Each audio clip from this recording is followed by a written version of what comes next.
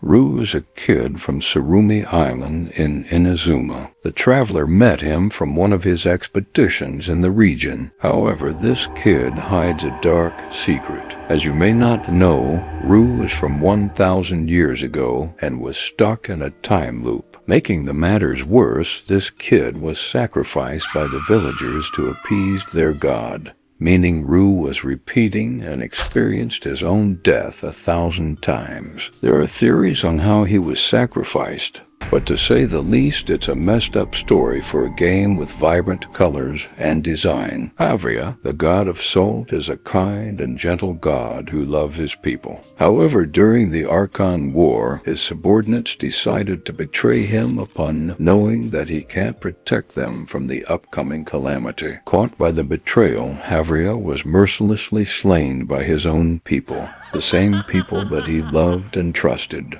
Upon his death, a huge energy was released, turning everyone in the vicinity into salt and freezing the act of betrayal for eternity. Imagine being squashed by a sword multiple times bigger than you, but what's worse is that you know that it will come 500 years before, and there's nothing you can do about it. That's the story of Folklore, the true Hydro Archon and creator of Farina. This end is a cruel yet beautiful ending to a story of prophecy and salvation, and still the best Archon quest in Genshin Impact. Dairideth is a commoner from Kenraya who lived years before the current timeline. Due to sometimes shenanigans, the traveler met her in one of the Archon quests. She is one of the victims of the curse that turned people slowly into Hillicurl. What is heartbreaking in her story is that she keeps the key to the spaceship of the twins,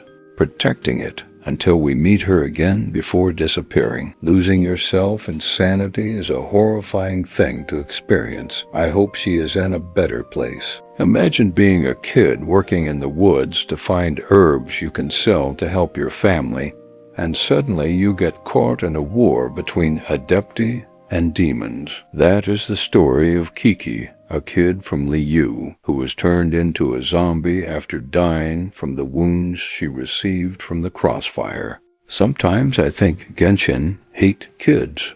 Capitano is the first of the Fatui and considered a strong leader. However, his existence carries a darker and cruel fate. As you may not know, Capitano was a Kenrian cursed by immortality. For over 500 years, he stored thousands of souls of his former comrades to give them a respectful death. For years, he endured psychological torture of hearing the screams and pains of the soul he took. His final stop happened during the end of the Archon quest, where Capitano fuses his consciousness with the Lord of the Night to serve as a perpetual fuel source for the sacred flame, a tragic but beautiful ending for an amazing character.